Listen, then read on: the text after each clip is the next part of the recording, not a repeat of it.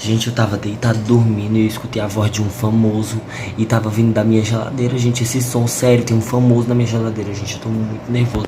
Eu tive que acordar pra descobrir quem é que tá aqui. Eu vou mostrar pra vocês, gente. Mas antes, deixa o like, comentei bastante o que vocês acharem desse vídeo. Eu tô muito assustado, sério, de quem é que eu vou encontrar lá dentro, mas... enfim, vamos descobrir quem é. Calma. Olha. Olha quem é.